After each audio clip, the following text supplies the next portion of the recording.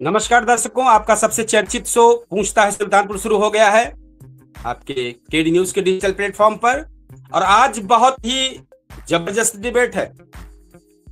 हर आम जनता की समस्या, आखिर सरकारी योजनाओं का लाभ किसे मिल रहा है। और सवाल है, क्या गरीब का हक बीच रास्ते में ही रुक जाता है? क्या असली जरूरतमंद आज भी सरकारी दफ्तरों के चक्कर काटने को मजबूर है, या फिर व्यवस्था अब सच में बदल रही है? ये सवाल है आज का सबसे बड़ी बहस। सरकारी योजनाओं का लाभ असली हकदार तक पहुंच रहा है? आखिर कब बदलेगा हिंदुस्तान? आपके गांव, आपके मोहल्ले और आपके परिवार का अनुभव क्या कहता है? सवाल है, क्या आपको किसी सरकारी योजना का लाभ मिला है? क्या बिना सिफारिश और बिना परेशानी काम हुआ है? क्या भ्रष्टाचार खत्म हुआ या सिर्फ तरीके बदल गए? आज खुल कर रखिए अपनी बात हमारे इस चर्चित शो में पूछता है सुल्तानपुर में, क्योंकि ये मुद्दा हर गरीब, किसान, महिला, युवा, आम नागरिक से जुड़ा है। आपकी आवाज बना हुआ है पूछता है सुल्तानपुर केडी न्यूज के डिजिटल प्लेटफॉर्म पर, और इस कार्यक्रम को आप अवधि तक पर भी देख सकते हैं। जो लगातार हमारा अनवरत ये कार्यक्रम चल रहा है, तो हम जरूर चाहेंगे फटाफट कमेंट बॉक्स में आ जाएं, ज्यादा से ज्यादा शेयर करें, ज्यादा से ज्यादा लाइक करें। आपका बेहतरीन डिबेट शो जो आज की चर्चा है, जुड़े, अपनी बात रखें। थोड़ा सवाल करेंगे कि योजनाएं पहुंच रही हैं या अभी बहुत कुछ बदलना बाकी है। ये सवाल है। जब तक हकदार को उसका हक नहीं मिलता, तब तक विकास का दावा अधूरा रहता है। एक शेर है, हकदार की झोली में जब तक हक नहीं आएगा, हकदार की झोली में जब तक हक नहीं आएगा, तब तक विकास का हर दावा अधूरा कहलाएगा। महलों तक पहुंच जाए तो दौलत नहीं कमाल, महलों तक पहुंच जाए तो दौलत नहीं कमाल, कमाल तब है जब गरीब के घर का उजाला आ जाए। कार्यक्रम को थोड़ा सा आगे बढ़ाएंगे और हम चाहेंगे जरूर आप सब इस पर ध्यान करें और चर्चा को आगे बढ़ाएंगे। देश में आज सैकड़ों सरकारी योजनाएं चल रही है। किसानों के लिए सम्मान निधि, गरीबों के लिए राशन, महिलाओं के लिए उज्ज्वला योजना, मरीजों के लिए आयुष्मान भारत, युवाओं के लिए रोजगार योजनाएं और आवास से लेकर शिक्षा तक अनगिनत योजनाएं चल रही है। सरकार का दावा है कि डिजिटल व्यवस्था और डीबीटी यानी डायरेक्ट बेनिफिट ट्रांसफर के माध्यम से करोड़ों लोगों तक सीधे लाभ पहुंचाया जा रहा है। अब सरकारी आंकड़ों के अनुसार लाखों रुपए सीधे लाभार्थियों के खाते में भेजे जाते हैं। लेकिन सवाल बड़ा यह है कि क्या वास्तव में हर पात्र व्यक्ति तक योजनाएं या योजनाओं का लाभ मिल पा रहा है, या फिर आज भी फाइलों में सिफारिशों, भ्रष्टाचार, जानकारी के अभाव और व्यवस्था की खामियों के कारण असली हकदार पीछे छूट जा रहा है। इसी गंभीर मुद्दे पर एक आम जनता, पीड़ित आम जनता की नब्ज टटोलते हुए आपका ये पूछता है सुल्तानपुर आज पूरा नब्ज टटोल रहा है आम जनता की। आखिर कब बदलेगा हिंदुस्तान?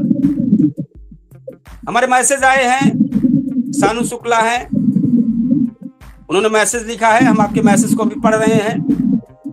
तो अब जब चुनाव आते हैं, आपने देखा होगा कि चुनाव आते हैं तो मंचों से बड़े बड़े वादे सुनाई देते हैं। गरीबी हटेगी, किसान समृद्ध होगा, हर हाथ को काम मिलेगा, हर गरीब के सिर पर छत होगी।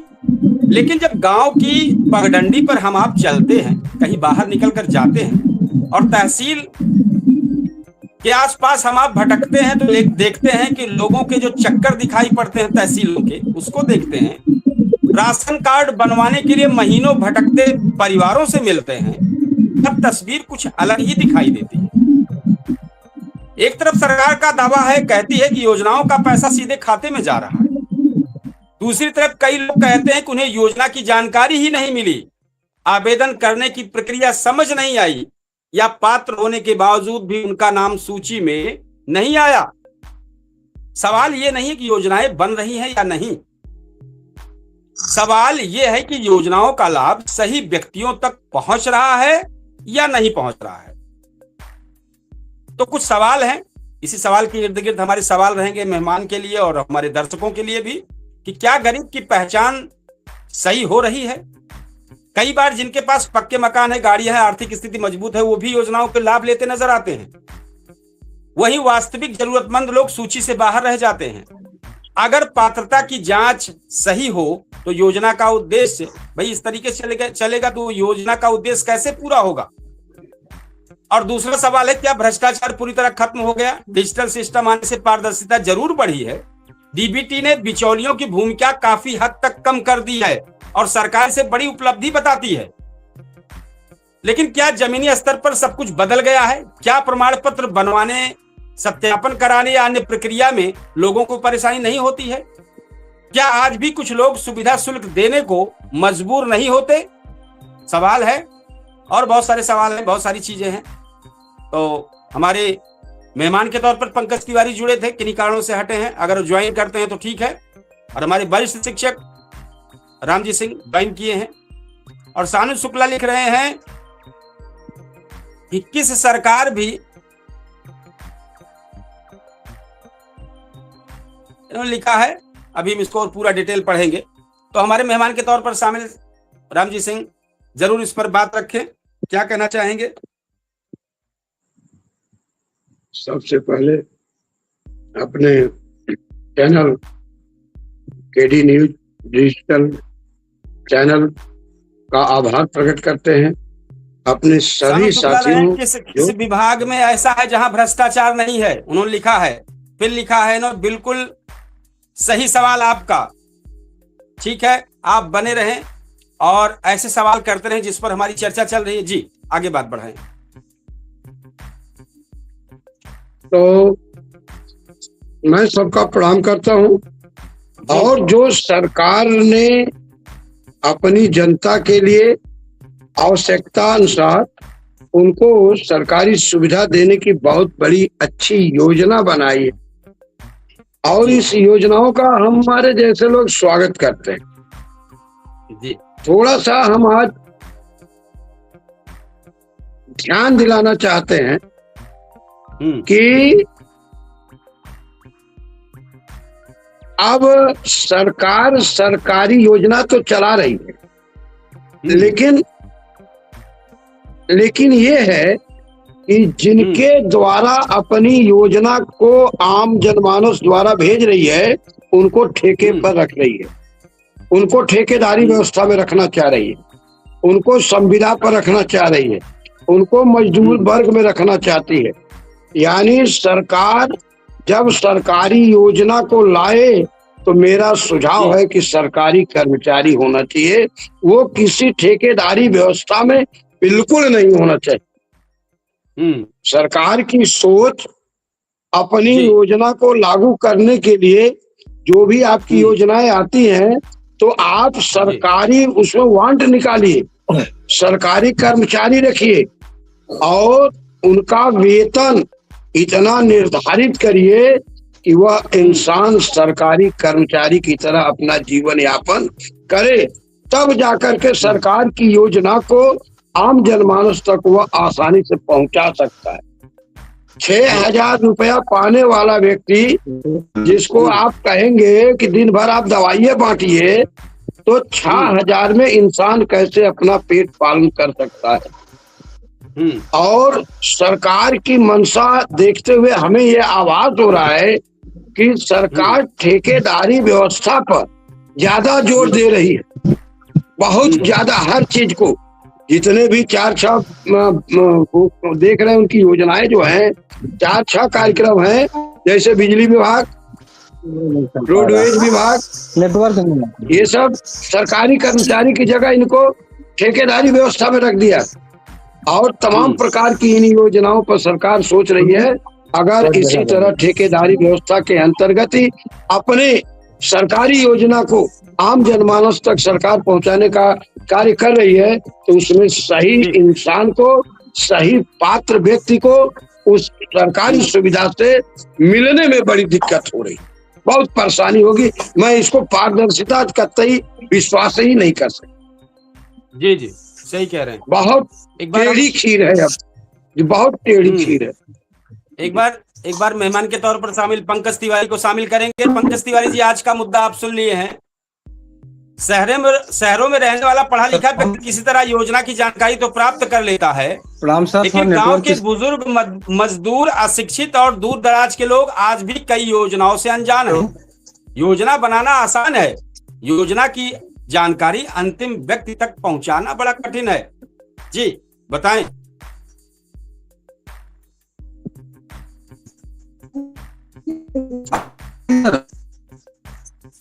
जी बताएं पंकज।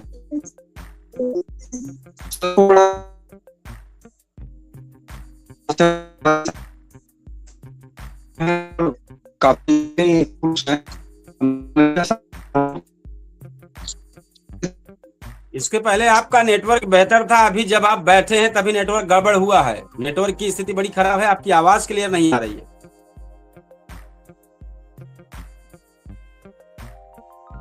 नेटवर्क की स्थिति खराब है। अगर आप जुड़े हैं तो अगर फोन के माध्यम से भी जुड़ जाएं, मुझे फोन कर दें, और यहाँ आप जुड़े रहें, मुझे फोन कर दें, तो आप चूंकि आपकी फोटो भी आ रही है और आप बोलेंगे तो हमारे दर्शक सुनेंगे। अगर किसी दूसरे फोन से आप मुझे फोन कर दें, चूंकि नेटवर्क की दिक्कत है, तो आप फोन कर देंगे तो आपकी आवाज मुझे मिलेगी और आपका स्क्रीन पर फोटो आ रही है, आपकी बात हो जाएगी।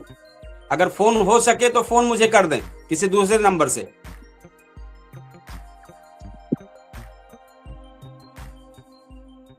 मेरी आवाज अगर जा रही हो आप तक।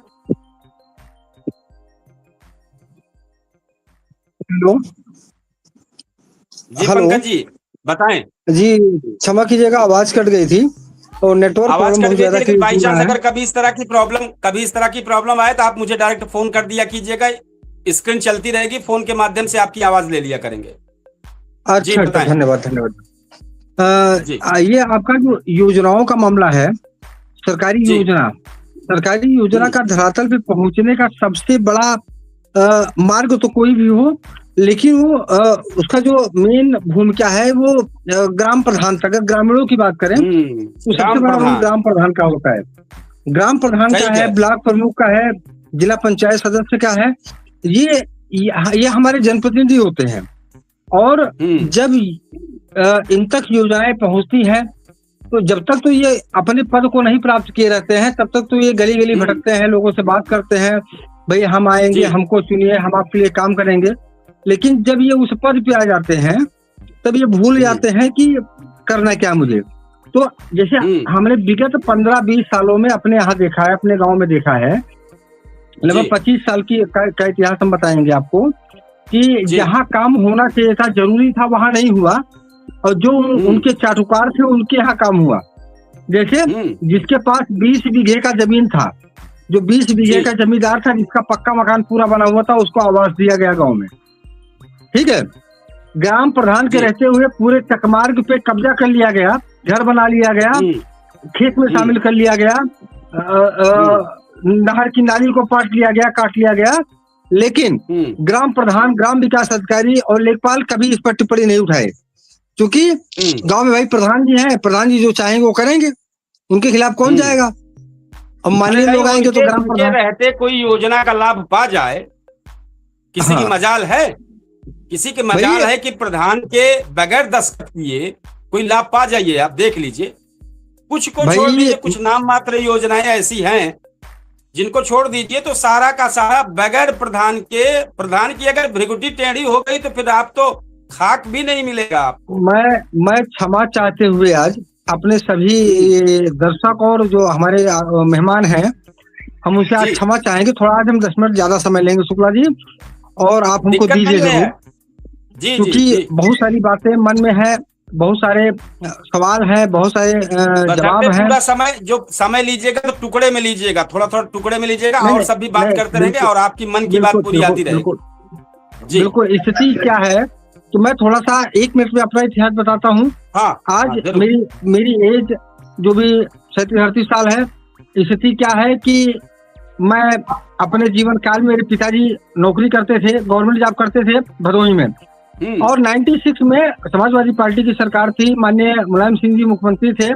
उस समय पे इन लोग को निकाल के बाहर कर दिया गया 329 कर्मचारियों को, और आज तक सुप्रीम कोर्ट में मामला चल रहा है, अभी तक कुछ फाइनल नहीं हुआ। उसके बाद हम लोग की आर्थिक स्थिति इतनी गड़बड़ा गई 86 में बाबा जी एक्सपायर कर गए, और पिताजी सबसे बड़े, और 3 छोटे भाई, 3 छोटी बहनें, और उसके बाद परिवार के और सदस्य। मैं भी 2.5 साल का था, 2.5 साल का, 1.5 साल का, सॉरी 1 साल का था। उसके बाद की स्थिति क्या थी कि परिवार की स्थिति बड़ी गड़बड़ा गई थी। मैं बताऊं कि मैं जब तक कच्चा मकान था, रहने के लिए था, सन 1999 या 2000 में मेरा कच्चा मकान गिर गया। मेरे पास, पिताजी के पास घर चलाने के लिए बड़ी दिक्कत होने लगी, तो मकान कहाँ से बनवाएंगे। 8 से 10 साल दरवाजे पर छप्पर रख के हम लोग ने जीवन बिताया है। मैं बहुत खुली बात करता हूँ, क्योंकि हमें इस बात का कोई शर्म नहीं कि पब्लिक सुनेगी, दुनिया सुनेगी, मेरे रिश्तेदार सुनेंगे, समाज सुनेगा, ऐसा कोई दिक्कत नहीं है। जो सत्य हो सत्य है, और इस बात का प्रमाण पूरा समाज है, हमारा पूरा गांव है। तो मैंने 8 से 10 साल, 12 साल, इवन अपने बहन की शादी भी उसी छप्पर से किया, अपनी बहन का गौना भी 2005 में उसी छप्पर में दिया, और ठीक ठाक घर में परिवार हैदराबाद में शादी किया।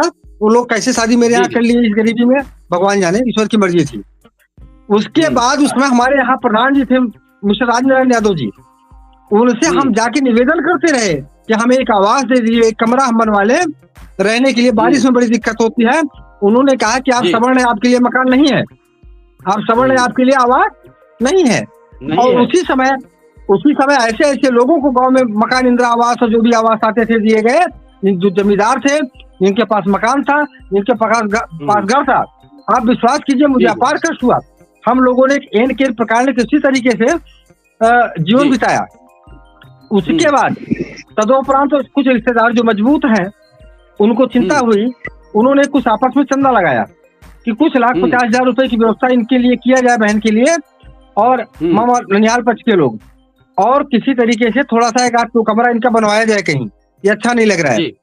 और जब मैं उसी खेत में, जिस खेत में आज मैं घर बनवाया हूँ, और माननीय शिक्षक महोदय 2 बार आ चुके हैं, और जब मैं इस कंडीशन के बाद इस मकान में घर बनवाया, जमीन में घर बनाने आया, और हमारे यहाँ के सबसे क्षेत्र के पूजनीय व्यक्ति, सबसे ईमानदार व्यक्ति, सज्जन व्यक्ति आचार्य रामदास तिवारी ने, जो कहीं कर्मकांड करने नहीं जाते कभी जीवन में, कभी एक पैसा दान नहीं लिए हैं, उनके द्वारा निपूजन कराया जा रहा था कि हमारी विपक्षी गण जिसका मामला आज चल रहा है मेरे साथ, इनके द्वारा क्या हुआ, इनके द्वारा लाठी लेके आके खड़े हो गए कि मैं इसमें घर नहीं बनाने दूंगा, जो कि चकबंदी सन 80 से हमारा काबिज खेत था ये, मैं इस खेत में काबिज था, पूरा गांव जानता है।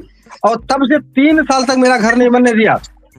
मैं 5 महीने से लड़ाई लड़ रहा हूँ। आज अभी परसों की एक घटना मैं बताता हूँ, और मैं इस खुले मंच पे कह रहा हूँ, इस मान्यता प्राप्त चैनल के समक्ष कह रहा हूँ, और मैं इस डिबेट खत्म होने के बाद मैं एक न्यूज सोशल मीडिया पे बनाऊंगा, और प्रशासन के खिलाफ बनाऊंगा, संबंधित कर्मचारी के खिलाफ बनाऊंगा, संबंधित लोगों के खिलाफ बनाऊंगा। एक लाइट चला दो। स्थिति कहाँ तक गंभीर हो गई कि रिपोर्ट लगाते लेखपाल महोदय थक गए। आज की क्या पोजीशन है कि परसों हमारे गांव में तिवारी जी का बाग नापने के लिए आए थे वो लोग, और हमारे विपक्षी डीएम साहब के एप्लीकेशन दिए थे। उसके जवाब में वो स्थलीय निरीक्षण किए क्या, तो हमारे घर से 500 मीटर दक्षिण, 500 का 1 किलोमीटर दूर वो बाग है दक्षिण दिशा में, जिस जगह पे उन्होंने क्या किया, वहीं पे वैधा और लादापुर के जो निवासी थे, जिनका हिस्सेदारी उस बाग में था, हम लोग का परिवार नहीं, दूसरा खानदान है, और वहीं पे बैठे बैठाए वहां पे हमारे घर का स्थलीय निरीक्षण किया गया माननीय लेखपाल महोदय के द्वारा, और रिपोर्ट लगाई गई। मैं खुले मंच में कहता हूं कि क्या उचित था ये परसों के डेट में जो रिपोर्ट लगाई गई है लेखपाल महोदय ज्ञान प्रकाश तिवारी के द्वारा, ज्ञान तिवारी के द्वारा, तहसील जयसिंहपुर के द्वारा, क्या वो उचित था? बिना स्थल का निरीक्षण किए और 1 किलोमीटर दूर बाग को नापते हुए उसी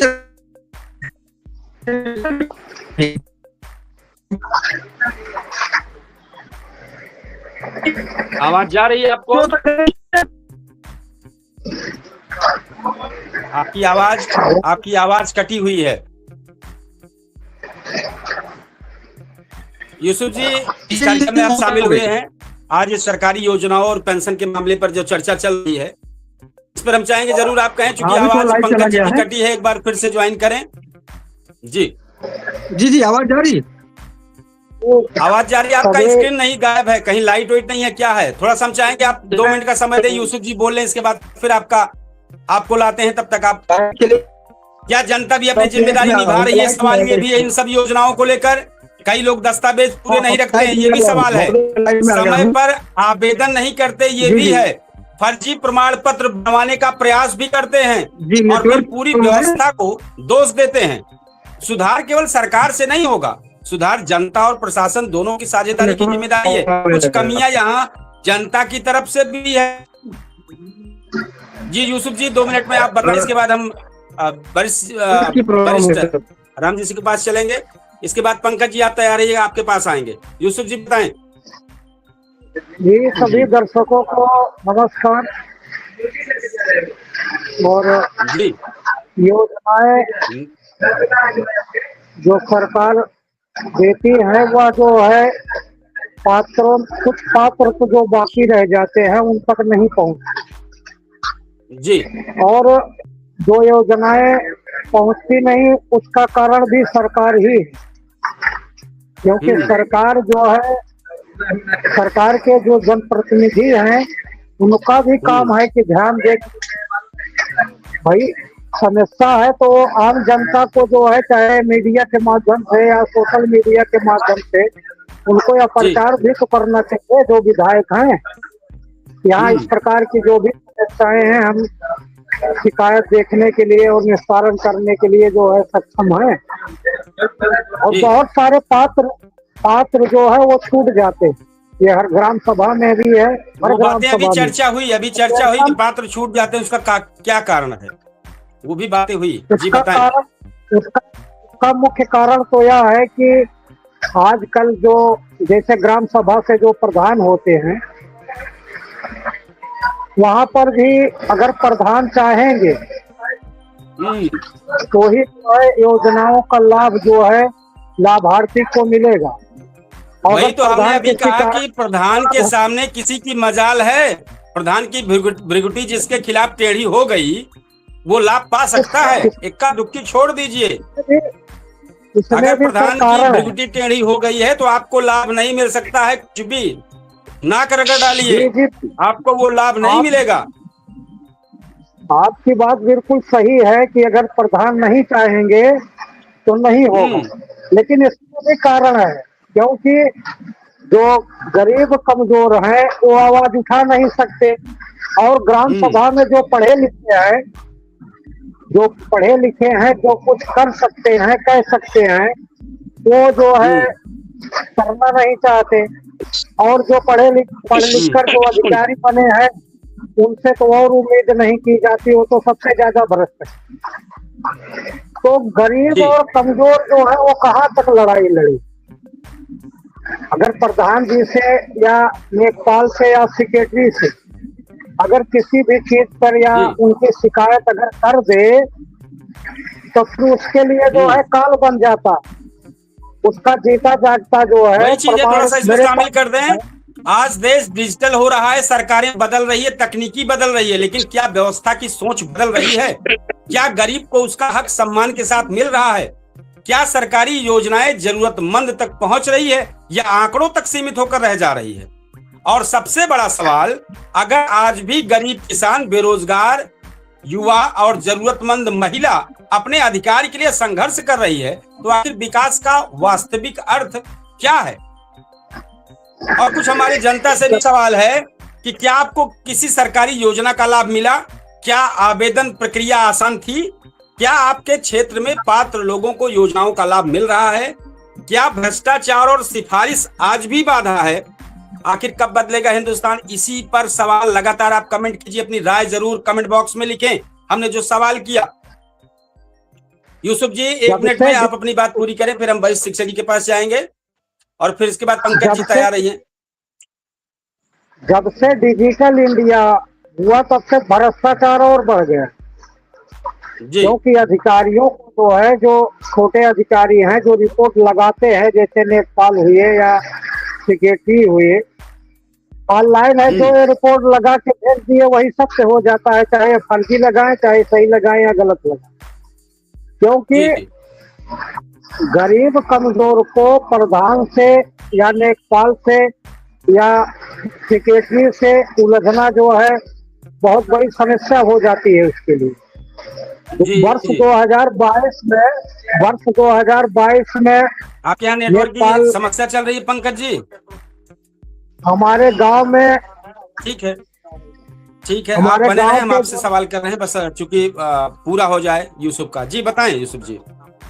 हमारे गांव के जो लेखपाल थे वर्ष 2022 में शिकायत की गई तहसील में, तो उनके द्वारा निरीक्षण किया गया दूसरे गांव का। हमारी ग्राम पंचायत गोपीचंदपुर 12 पूर्वा की ग्राम सभा है, औसपुर ब्लॉक की सबसे बड़ी ग्राम सभा है। तो उनके द्वारा एक पांडे का पूरा है, एक पूर्वा वो भी है गोपीचंदपुर का, उस गांव का राम सेवक नाम के जो है 80 हैं, उनके घर के सामने रास्ता है, उसका फोटो निकाल के और हम लोग जो शिकायत किए थे वो फोटो डाल के और उसका निस्तारण कर दिए कि कोई समस्या नहीं है आप। उसकी शिकायत डीएम साहब से की गई कि लेखपाल साहब जो है फर्जी रिपोर्ट लगाए। लेखपाल साहब द्वारा जो है वहां पर फिर शिकायत की गई, तो वहां पे उस समय तहसीलदार जो है जयसिंहपुर के हृदय राम तिवारी, उनके द्वारा निरीक्षण किया गया। साथ में लेखपाल भी आए थे जो फर्जी रिपोर्ट लगाए थे। उन्होंने कहा कि खड़ंजा लगवा लेना तो हमको बताना। चैलेंज दिए। गरीब आदमी कमजोर आदमी अगर लेखपाल की, प्रधान की, सेक्रेटरी की अगर शिकायत करता है तो उसका सबसे बड़ा उदाहरण यही है, मैं बता रहा हूँ कि लेखपाल ने उस वक्त कह दिया था कि खड़ंजा लगवा देना तो बताना लगवा लेना। और आज तक तहसील जैसे लग रही है और सब आला अधिकारी को शिकायत की गई बिलास करते, सभी नेताओं को बताया गया, लेकिन वह रिपोर्ट नहीं बदली। सही कह रहे हैं। तो फिर आपको मौका मिलेगा, क्योंकि फोन लाइन पर पंकज को थोड़ी सी दिक्कत चल रही थी, नेटवर्क की प्रॉब्लम थी। पंकज फोन लाइन पर हैं, अपनी बात कहेंगे। कागजों में नहीं जमी पर असर दिखना चाहिए, हर योजना का लाभ सही घर तक पहुंचना चाहिए। पंकज जी 1 से 2 मिनट में अपनी बात पूरी करें, क्योंकि बहुत देर से वरिष्ठ रामजी सिंह से हम अभी सवाल नहीं कर पाए हैं। ठीक 2 मिनट में अपनी बात पूरी करें, फिर से रिपीट किया जाएगा। जी पंकज जी बोलें। पंकज जी आवाज अगर जा रही हो तो बोलें। नेटवर्क पंकज की लगातार गड़बड़ है, तो हमारे वरिष्ठ शिक्षक जी इस पर जरूर कुछ कहें। सवाल सिर्फ रकम का नहीं, इंसाफ का भी है। हक किसे मिला और कौन अभी भी इंतजार में है। क्या कहना चाहेंगे आज के इस मुद्दे पर? आज का यह मुद्दा आम जनमानस के जनजीवन से जुड़ा हुआ है जी, और बहुत महत्वपूर्ण मुद्दा है। और रहा सवाल गांव गिराव की जो सरकारी सुविधाएं हैं आम जनमानस तक नहीं पहुंच पाती हैं, हम सिर्फ प्रधान पर दोष दे करके, केवल प्रधान को दोष दे करके हम अपने को सही मान लें, मैं इसमें विश्वास नहीं करता। अगर मेरे जैसे मैं बता रहा हूँ, जब प्रधान लड़ते हैं चुनाव तो उस समय गांव के 2-3 लोग और उनके खिलाफ में चुनाव लड़ते हैं, और 2-3 लोग जो चुनाव में लड़ते हैं, एक छोटी सी इकाई प्राथमिक इकाई है गांव के प्रधानी चुनाव की, तो जो 3-4 लोग लड़ते हैं वो 5 साल क्या करते हैं? वो 5 साल सिर्फ चुपाई मारे रहते हैं। अगर 2-2 लोगों की समस्याओं को हल करें, चुनाव तो लड़ते हैं तो कहते अब की हम खड़ा है, अब की हम खड़ा है, तो अब वही खड़ा है तो जबरदस्ती के खड़ा कराए, आज तक खड़ा ना रहा, आज तक गिरा रहा, लटकत रहा, झूलत रहा। मैं आपको एक उदाहरण दे रहा हूँ। चुनाव स्वाभिमान की बात आई थी आज के 4-5 साल पहले, चुनाव मैं भी प्रधान के खिलाफ लड़ा था और पूरी कई तरह की उस समय दिक्कतें थी। गोलबंदी करके किसी को मार देना, किसी को सताना, किसी के आताताई का रूप ले लिया गया था। मुझे बर्दाश्त नहीं हुआ और चुनाव में लड़ा और चुनाव हारा। बड़े आप ये समझ लीजिए कि इतनी कम वोट हमको मिला था, इतना कम वोट मिला था कि उतना कम वोट क्योंकि मिलते ना। जब चुनाव हमारे प्रधान जी जीत गए और इसके बाद यही ब्लॉक पर जब प्रधान जी लोगों का जुमौड़ा हुआ तो सगुप्ता शबनम उस समय हमारी सचिव थी, ग्राम सभा सेक्रेटरी, और उनके पति इमरान खड़े बैठे थे। 15 प्रधान जी लोग वहीं खड़े थे जीते हुए। मैं भी पहुंचा, मैं पहुंचा और हमने कहा सेक्रेटरी महोदय आप एक बात मेरी ध्यान से सुन लीजिए, चुनाव मैं भी लड़ा हूं और चुनाव बहुत बुरी तरह से मैं हारा हूं, चुनाव को मैं हारा हूं, लेकिन एक बात याद रखिएगा, हमारे गांव सभा में विकास की प्रथम धूरी से लेकर के अंतिम पायदान तक जो व्यक्ति आवश्यकतामंद रहेगा, अगर प्रधान जी का 10 काम आप करेंगे तो हमारे 4 काम होना चाहिए, क्योंकि मैं चुनाव हारा हूं, अब आप जीते हैं। और यदि इनके 8 काम सही रहेंगे तो मैं भी 4 सही काम लेके आऊंगा। अगर इनके 10 काम सही लेके आएंगे तो मैं भी 4 काम सही लेके आऊंगा।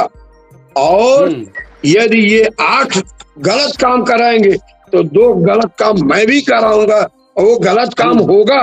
और यदि आप मेरे कहने पर मेरे गांव सभा के आवश्यकतामंद व्यक्ति की आप सरकारी सुविधा से वंचित रखते हैं तो मेरे मानिकपुर गांव से 1 गिलास पानी और 1 रुपया लेके जाइएगा तो मैं देखूंगा कैसे आप लेके जाते हैं। मैंने बड़ा जोर से कहा था, जैसे आपके सामने मैं कह रहा हूँ, अपनी भी जिम्मेदारी होना चाहिए। 8 जने लड़ी है, बेवकूफ बनी है, वो आपस में लड़ा लेंगे, पैसा ले लेंगे, बैठ जाएंगे। तो एक ही व्यक्ति दोषी नहीं है। वो जितने भी 4-5 लोग खड़े थे, जनता को गुमराह किए, उनकी हिम्मत नहीं थी कि जाकर के एक काम करा ले। हुआ क्या, जब मैंने इतना कहा तो हमारे गांव के, मैं सम्मानित शब्द जोड़ रहा हूँ क्योंकि मैं हारा और प्रधान जी जीते, वो हमारे गांव के सम्मानित हैं। तो मैं प्रधान जी ने कहा कि मास्टर साहब पहला आपका काम होगा। अजय सिंह प्रधान मलिकपुर, अरे ये लोग खड़े हो गए, कहे मास्टर साहब आप बताइए, पहला आपका काम हो। इस वर्ष की पंचवर्षीय योजना का कार्य, सौंदर्यीकरण का कार्य पहले मैं विरोध में था और आज भी 5 साल, अब मैं पढ़ाई नहीं कर रहा हूँ प्रधान जी का, मैं लड़ा था तो अपने जीतने के लिए लड़ा था, लेकिन इन 5 सालों में मेरा पूरा विश्वास है, न गांव में गोलबंदी हुई, न गांव में झगड़ा हुआ, न गांव में गरीब लोग सताए गए, न किसी का वो नुकसान करने का ये लोग प्रयास किए। आज भी मैं ब्लॉक जाता हूँ तो ये होता है, मास्टर साहब गए, कोनो बात तो नहीं हो, एक बात पूछ लीजिए। तो जो चुनाव लड़े, इतनी संवैधानिक पद है, गांव की रक्षा करने का पद है, सुविधा को देने का पद, आपने जो ये मुद्दा उठाया ना, अरे बहुत बेस्ट मुद्दा, द बेस्ट मुद्दा है आपका। गांव के 4-6 लोग पढ़े लिखे नहीं है, वो जाते अपने गांव के विकास पर बात करते, या अगर नहीं होता तो विरोध करते। आपकी ये बात समझ में आई कि सही कह रहे हैं कि जब प्रधानी का चुनाव आता है तो उस वक्त कम से कम 5-6 लोग लड़ते हैं, और जब कोई भी जीत जाए, लेकिन अगर एक व्यक्ति कोई जीत गया तो जो 4 लोग सेवा भावना से आए थे चुनाव लड़ने, तो क्या वो जनता की सेवा करने के लिए 5 साल के लिए नहीं आ सकते हैं? 5 साल आपको सेवा करनी है, अगर 2-2 व्यक्तियों को लाभ दें तब भी गांव में बहुत ज्यादा विकास हो जाए। सही कह रहे हैं। टोटल का टोटल प्रधान के ऊपर दोषारोपण करना ठीक नहीं है। ये जो चुनाव लड़ते हैं उनका भी काम है कि 5 साल उस काम को देखें, साथ ही आम जनता का भी काम है कि जागरूक हो। जिस दिन आखिरी आदमी, पंकज जी लाइन पे हैं, हम चाहेंगे पंकज जी बात करेंगे बस 1 मिनट में। जिस दिन आखिरी आदमी भी मुस्कुराने लगेगा, उस दिन कहेंगे देश सच में आगे बढ़ने लगेगा। पंकज जी क्या कहना चाहेंगे आप? 2 मिनट में भी बात रखें। आवाज मुझे मिल रही, आप बोलें। यहाँ से बात करके यहाँ तक गंभीर हो गई महोदय जी कि अब पानी जो है किसके ऊपर बह रहा है, किस तरीके से नेपाल महोदय और क्या जनपद में जितने भी जिलाधिकारी बन के आते हैं वो सभी देश की सबसे बड़ी परीक्षा को पास करके आते हैं तो होते हैं, लेकिन उन सबसे जिलाधिकारी महोदय जब से आए हैं जी जिले के विकास के लिए एकदम जिले कहते हैं कि जिले का विकास ईमानदारी से काम करेंगे। के बाद भी इन पुलिस कर्मियों के द्वारा माने जिला महोदय जिलाधिकारी को गुमराह किया जा रहा है।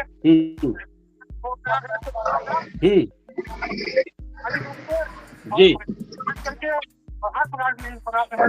किया जा रहा है बच्चों के द्वारा नेपाल महोदय की थोड़ी जगत है और मैं दावे के साथ इस मीडिया चैनल पे बोलता हूँ जी प्रशासन ने निष्पक्ष जांच और निष्पक्ष निर्णय नहीं दिया तो मैं समझ लीजिए इससे बहुत ऊपर तक जाऊंगा। ठीक है, अच्छी बात है। आप नहीं आपको संघर्ष तो करना पड़ेगा। आपको नहीं मिला तो मैं गलत कदम उठाऊंगा अपने साथ में। नहीं, आप एक बार अगर आपको न्याय नहीं मिल रहा है तो आप एक बार लखनऊ या उत्तर प्रदेश के मुख्यमंत्री योगी बाबा के आप दरबार में पहुंचिए।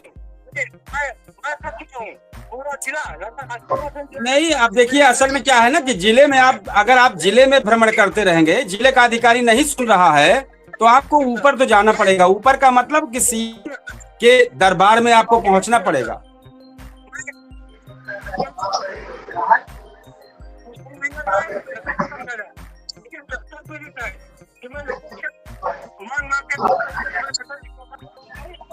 हाँ, ये आपने जो बात रखी है सही कह रहे हैं।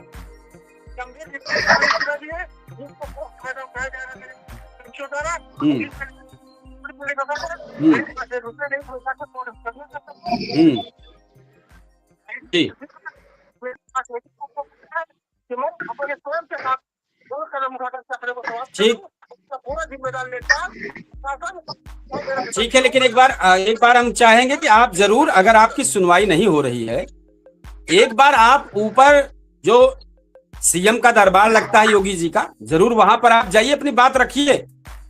रखने में कोई हर्ज नहीं है और आपको वहां जाना चाहिए। अगर आपको जनपद लेवल पर कोई कार्य होता नहीं दिख रहा है, आपको लगता है आपको पीड़ित किया जा रहा है, आपकी बातें नहीं सुनी जा रही है, तो जरूर आपको जाना पड़ेगा। देखिए, एक बार प्रयास तो करना पड़ेगा, ऊपर जरूर आपको बात रखना पड़ेगा। हमारे बच्चे के घर के सामने 2 बीघा जमीन है, उनको नाली पूरा देंगे, मात्र मेरे 15 फीट जमीन है, बहुत शिक्षा महोदय देख चुके हैं, आप पूछ लीजिए सबूत के तौर पे। जी जी 9 फीट जगह में इनको 2.5 फीट की गाड़ी चाहिए, इसका हमें रखी जा रही है। जी जी हुआ और मेरे साथ गलत हुआ, नहीं, ठीक है, सही कह रहे हैं, लेकिन एक बार हम जरूर आपसे कहेंगे कि आप मुख्यमंत्री योगी बाबा के दरबार में जाइए, अपनी बात रखिए। अगर आपको लगता है जनपद लेवल पे इस तरह की चीजें हो रही है। हम एक बार फिर चर्चा को आगे बढ़ाते हैं। यूसुफ जी, आप जी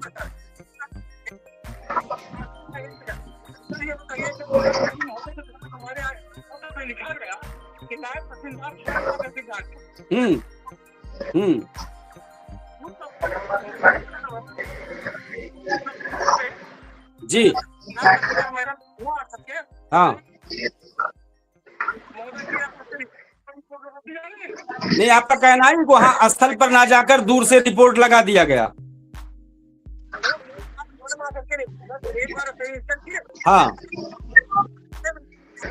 हाँ, ठीक है, आपका कहना है कि लेखपाल गुमराह करके इस रिपोर्ट को लगा रहे हैं और जिसकी वजह से जिला अधिकारी को गुमराह रिपोर्ट भेज रहे हैं, आपका कहना है लेखपाल द्वारा।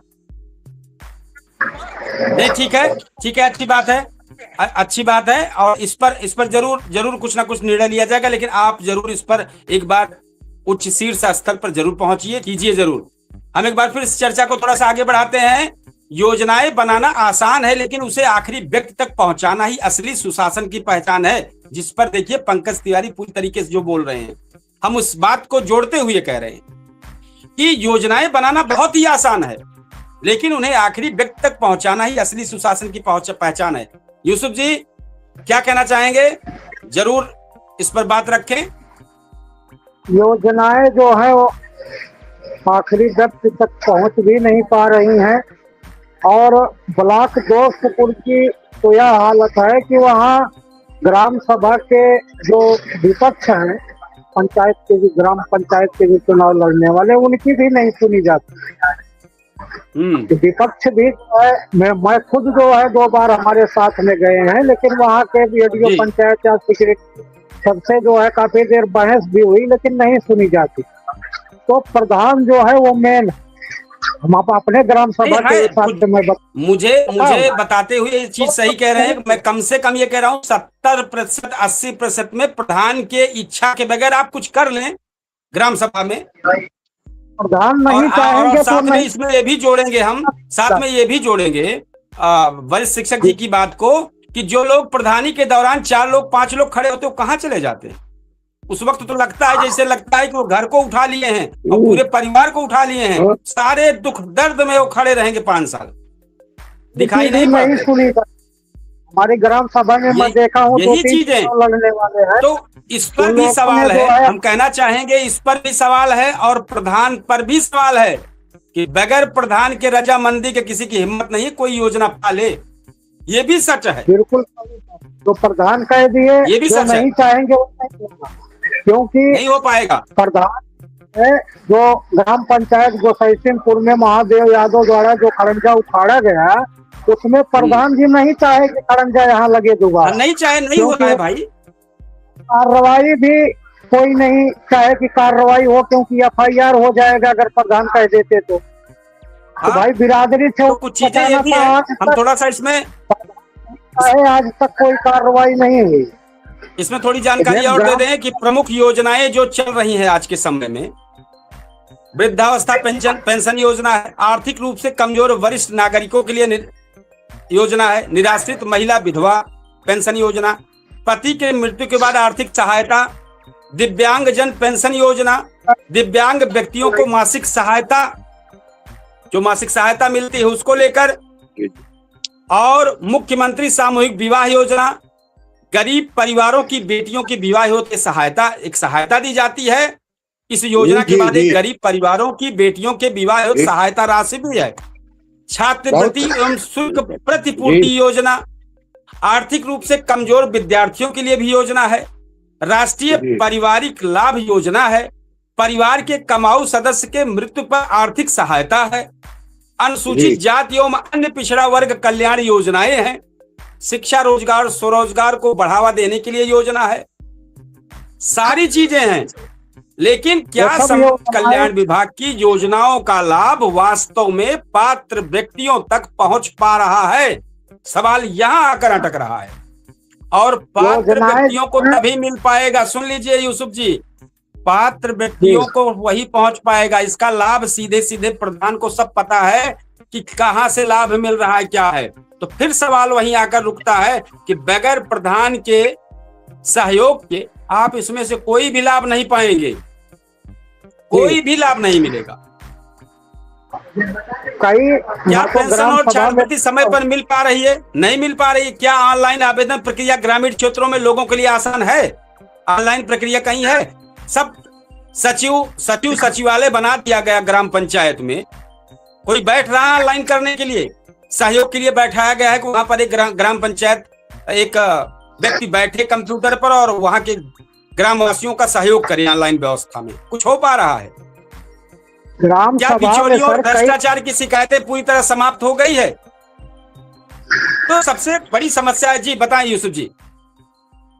ग्राम सभा में कई ऐसी महिलाएं हैं जो विधवा हैं, 2-3 वो तो मैं जानता हूँ कि जिनका जो है पेंशन बना, थोड़ा दिन 2-4 महीना बाद आया, उसके बाद बंद हो गया। फिर दोबारा पुनः चालू कराने के लिए जो ग्राम पंचायत का जो कार्यालय है वहां चेक कराया गया, उनके द्वारा जो बताया गया वो सब किया गया प्रक्रिया, KYC भी लगाई गई बैंक में। उसके बाद जिला स्तर पे जो है वहां पे भी चेक कराया गया, इसके बावजूद भी नहीं आ रहा, कहीं भी चक्कर आउट बोलते हैं, कोई समस्या नहीं। वैसा 3-4 महिलाओं को तो मैं जानता हूँ कि जो विधवा हैं और वो उनको मिलना अति आवश्यक है, लेकिन पेंशन नहीं मिल पा रहा है, नहीं मिल पा रहा है। फिर एक बार हम पंकज के पास चलेंगे, एक बार पंकज के पास चलेंगे, लेकिन पंकज का अभी डिस्कनेक्ट हुआ है, अगर फोन आता है तो मिलेंगे। हमारे भाई शिक्षक जी इस पर क्या कहना चाहेंगे, जरूर कहें, क्योंकि कार्यक्रम 10 मिनट का समय और बचा है। जरूर आप बेहतर, आपकी 2 बातें अच्छी रही, एक प्रधान को डायरेक्ट ही कह देना, लेकिन जो उनके साथ खड़े होते वो कहाँ चले जाते हैं, सही कह रहे हैं, वो भी चाहे तो गांव को एक, जो खड़े होते हैं ग्राम सभा में उनकी भी नहीं सुनी जाती, सुनी जाती है, बात सुनी जाती, विल पावर नहीं है। आप एकदम निराशाजनक बात मत करिए, सुनी जाती है, सुनी जाती है, सुनी जाएगी, सुनने की नहीं है, लड़ाई लड़नी पड़ेगी, आम व्यक्ति को लड़ाई लड़नी पड़ेगी, प्रधान ही नहीं, हर व्यक्ति को लड़ना पड़ेगा। पंकज जी लाइन पर है, पंकज जी कुछ कहना चाह रहे हैं, सुन लीजिए। पंकज जी कुछ बोल रहे हैं, 2 मिनट के लिए इनको समय दिए हैं, जी बताएं पंकज। वो 10 मिनट बोले, सुना जाएगा जी, सुन रहे हैं कहना चाह रहा हूँ सर जी, बताएं जी।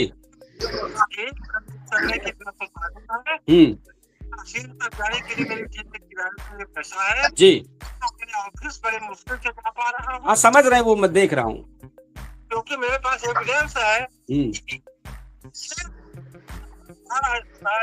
12 मई से 11 जून तक 4 चक्कर अपने पिताजी को लेकर के हॉस्पिटल गया हूँ। जी जी इससे कि जो मेरे पास में आ गया। नहीं सही कह रहे हैं आप, आपकी स्थिति जो है जिस तरीके से बता रहे हैं वो स्थिति बनी हुई है। मेरे घर में मेरी गाय 1 लीटर दूध दे रही होती तो मेरे बच्चे दूध न पाते। हाँ मेरे पास पैसा नहीं है। जी जी, इसी का फायदा उठा करके चारों तरफ से मुझे प्रताड़ित किया जा रहा है। वो तो आप सही कह रहे हैं कि जब आपको कमजोर कर ले गए हैं तो इसलिए आपको एकदम पूरी तरीके से डैमेज कर रहे हैं। ठीक है, आपकी बात समझ रहे हैं। अब हम तो इतना ही कहेंगे, आपसे सोमवार को मुलाकात होगी तो आपके लिए कुछ सुझाव दिया जाएगा, जरूर कीजिए, जो सहयोग हो सकता है किया जाएगा, आपका लाभ किस तरीके से हो तो इस पर चर्चा करेंगे सोमवार को। कार्यक्रम चूंकि हमारा 5 मिनट का और बचा है, एक बार सभी मेहमान जरूर इसमें शामिल होंगे। तो पंकज जी सोमवार को जरूर इस पर मुलाकात होगी हमारी आपकी जी। तो हमारे भाई शिक्षक जी इस पर क्या कहना चाहेंगे, जरूर कहें। अपने इस खबर को हम कंक्लूजन की तरफ लेकर चलेंगे, क्योंकि 5 से 7 मिनट का समय ज्यादा से ज्यादा बचा है। जी बताएं। हम पंकज जी को एक सुझाव देना चाहते हैं। पंकज जी को मैं एक सुझाव देना चाहता हूँ। जिस प्रकार से लाइव चैनल ये चल रहा है, उसी तरह से आपसे ये मिले और मिल करके अपनी पूरी बात कहे और चैनल पर वो चले, तो जब इनकी पीड़ा 5 मिनट 7 मिनट खूब बढ़िया चलेगी तो लोगों के समझ में आएगा। जब इस तरह से बोलेंगे, सुनाई नहीं देगा, जानकारी नहीं मिल पाएगी, तो थोड़ा जब बतिए नहीं समझ में आएगा तो लोग क्या सुनेंगे। एक बार अब तक इनको आपके चैनल के माध्यम से चाहे 9 बजे 10 बजे कहीं समय निकाल करके आपके साथ बैठ जाते और अपनी पूरी पीड़ा को बताते, और उस पीड़ा को जब आप वायरल करते, हम लोग शेयर करते, हम लोग अपना विचार रखते, कैसे इनकी बात को नहीं सुना जाएगा। मैं गारंटी लेता हूँ, सुनिए, मुलाकात होगी। मैं जो बता रहा हूँ मैं गारंटी लेता हूँ, इनके तहसीलदार साहब से मैं मिलूंगा, मैं गारंटी लेता हूँ।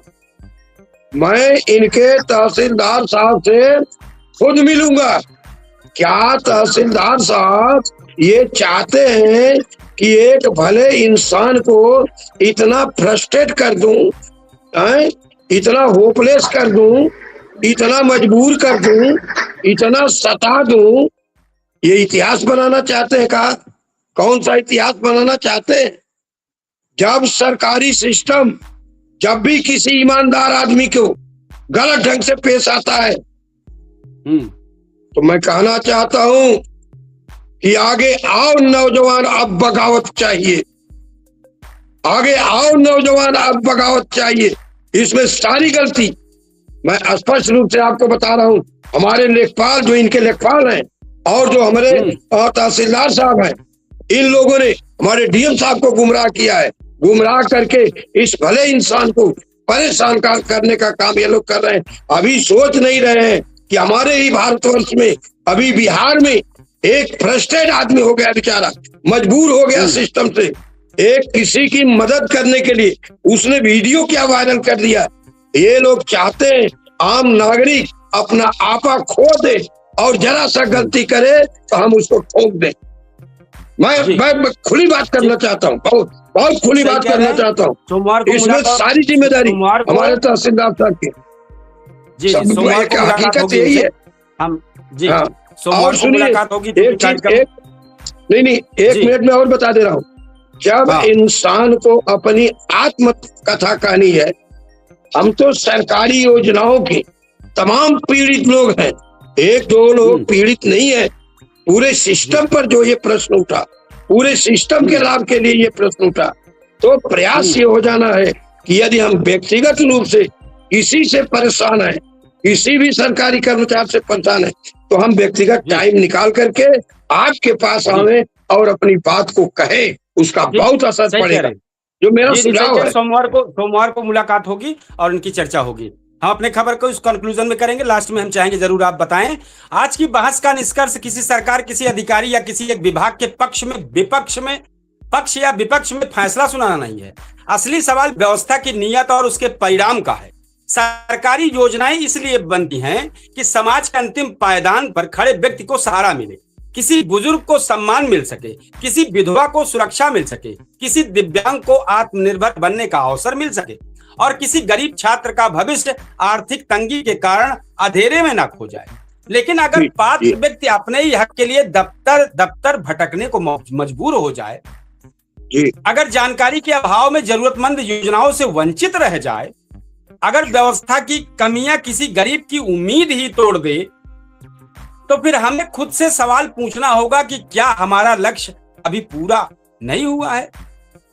देश बदल रहा है, तकनीकी बदल रही है, व्यवस्थाएं डिजिटल हो रही है, लेकिन असली बदलाव तब माना जाएगा जब किसी गरीब को अपने अधिकार के लिए किसी सिफारिश की जरूरत नहीं पड़े, जब किसी बुजुर्ग की पेंशन समय पर पहुंचे, जब किसी छात्र की छात्रवृत्ति बिना बाधा के मिले और जब योजना का लाभ सही समय पर सही व्यक्ति तक पहुंचे।